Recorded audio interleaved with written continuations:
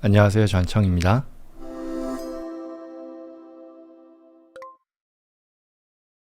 대통령 선거와 관련해서 이 공화당 대선 후보 간의 토론회가 지난주에 있었죠. 그래서 이 내용 관련된 소식인데요. 23일이었습니다. 수요일 팍스뉴스가 주최했던 공화당 대선 후보 1차 토론회와 관련해서요. 저도 조금 봤습니다. 비벡 라마스와미라고 하는 후보에 대해서 뉴스가 여러 차례 나와서 어떤 사람인가 저도 궁금해가지고요. 봤었던 건데 이 후보가 돌풍을 일으키고 있다라는 그런 뉴스가 있어서요. 재밌는 소식이다 싶어서 공유합니다. 별다른 이슈가 사실 그동안 없었죠. 왜냐하면 트럼프 전 대통령 그리고 조 바이든 현 대통령 간의 재대결이 될 것이다 라고 사람들이 예상을 많이 하고 있는데 여기에 이와 같은 어떤 말하자면 지루하게 이어지는 그런 선거 판도에 새로운 인물이 떠오르고 있다는 건데요. 억만장자 사업가 출신인 인도계 30대입니다. 정치 신인인 비벡 라마스와미 라는 그 후보가요. 공화당 경선에서 돌풍을 일으키면서 이번 그 대선에 주요 변수로 급부상한다라는 그런 소식이 있어서요. 이와 관련해서 지금 워싱턴 포스트도 있고요. 또 누구냐 도대체 이 사람이 누구냐에 대한 사람들의 궁금증이 커지고 있는 건데요. 도널드 트럼프 대통령이 불참을 했고요. 이번 토론회에서는요. 이 후보, 이 비벡 라마스와미 후보가 존재감을 확실히 드러냈다라는 그런 보도가 나왔네요. 그에 대한 이 사람들의 관심이요. 검색량으로도 확인이 된다라고 하는데요. 토론회가 지난 이후에 24시간 동안이요.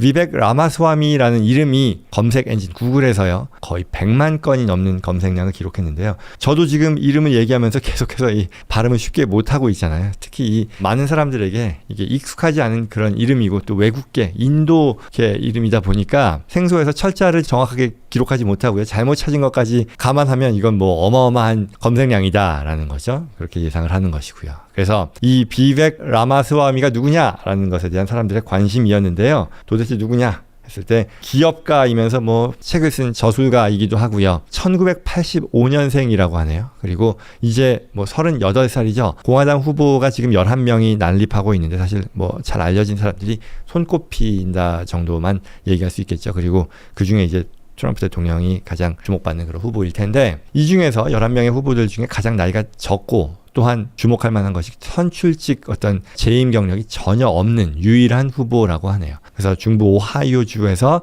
인도인 아버지와 어머니 사이로 해서 태어났는데요. 참고로 이제 인도가 워낙에 그 신분 제도가 여전히 있는 그런 나라잖아요. 그래서 저도 궁금해서 살펴보니까요. 이 집안이 보니까 브라만 계급이라고 하죠. 가장 그 인도의 그 카스트 제도에서 윗선에 있는 그런 계급에 해당되는 그런 집안이었던 것 같네요. 그래서 인도의 이민자 가정에서 태어났고 공부를 굉장히 잘했다고 하네요. 2007년 하버드 대학교의 생물학과를 졸업하고 그리고 예일대 로스쿨을 졸업하는 등 어떤 엘리트 가도를 달린 사람이라고 합니다. 그 뒤에는 스타트업, 바이오 기업을 창업해서요. 2014년부터 운영을 했고 그다음에 이 사업이 크게 성공해서 억만장자 반열에 올랐다라고 하네요. 라마스와미 후보의 이 정치적인 어떤 그 입장과 관련해서는요. PC주의라고 하잖아요. 정치적인 올바름이죠. 이 political correctness에 대해서 반대하고요.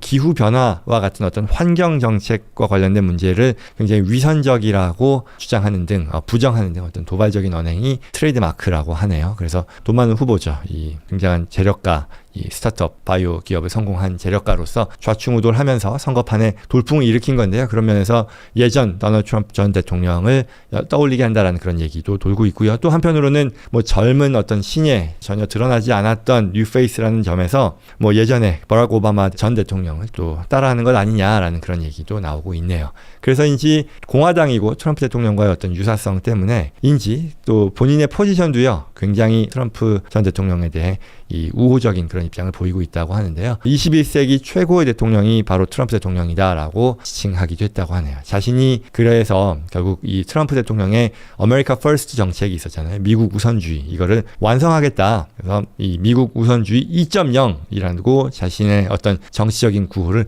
내세우는 그런 후보라고 하네요. 그래서 굉장히 우파적인 그런 정책을 내세우는데요. 또 우크라이나 전쟁과 관련해서는요. 이 군사 지원을 전면적으로 중단하고 이 우크라이나의 어떤 영토 양보를 통해서 휴전하자. 그래서 굉장히 친러시아적인 그런 입장을 보인다라고 하는데요. 아무튼 이와 같은 이 라마스와미에 대해서요. 폴리티코 정치 전문 매체죠.는 하루아침에 이제 라마스와미가 경선의 주요 변수로 등장했다라고 하면서요. 뭐 비록 얼마 전까지만 해도 이 밀레니얼 세대잖아요. 억만장자 정치 신인이 경선판에 이렇게 어떤 큰 영향력을 미칠 것이다라고는 상상할 수 없었는데 이제는 이 2위 후보죠. 드샌티스 플로리다 주지사를 턱밑까지 추적한 그런 상황이다라는 그런 뉴스를 발표했네요. 자, 그럼에도 이제 다른 소식으로는요. 트럼프 전 대통령일 텐데요. 지금 보여진 이 사진이요. 머그샷 이라고 하네요. 머그샷.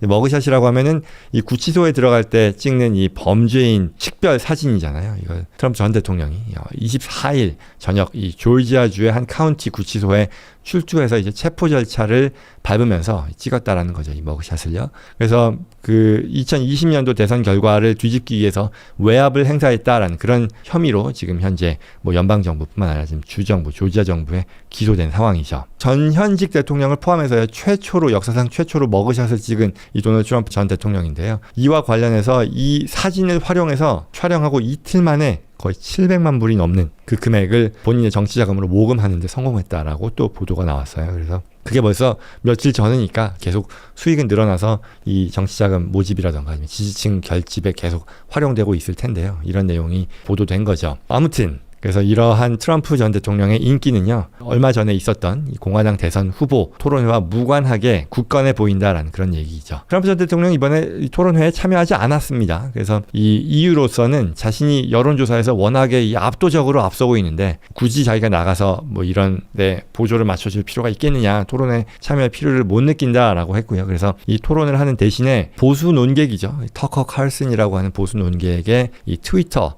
그 계정에서 나온 인터뷰, 사전 녹화 인터뷰를 대신 이 토론회가 열리기 바로 직전에 인터넷에 공개를 했죠. 그런데 결과적으로는 이렇게 이 공화당 대선 후보 토론회에 불참했음에도 불구하고요. 여전히 큰 격차로 2위인 론 드샌티스 플로리다 주지사를 앞선다는 또 여론조사 결과도 나왔다라고 하네요. 이 토론회 이후에 25일이었습니다. 발표된 이 로이터의 여론조사 결과에 따르면요. 공화당 응답자의 52% 절반이 넘는 거죠. 트럼프 전 대통령을 이 공화당 대통령 후보로 지지한다라는 그런 조사 결과가 발표된 거고요. 이 결과는요. 이 23일이었었던 대선 후보 토론회가 그다지 경쟁 구도에 영향을 미치지 못했음을 보여준다라고 나왔습니다. 그래서 관련해서 앞서 제가 말씀드렸던 이 비벡 라마스와미 후보에 대해서는 공화당의 5% 그다지 뭐 높지 않은 건데요. 이 정도면 지금 당장 지지한다라고 했다고 하네요. 그리고 드샌티스 플로리다 주지사죠. 에 대해서는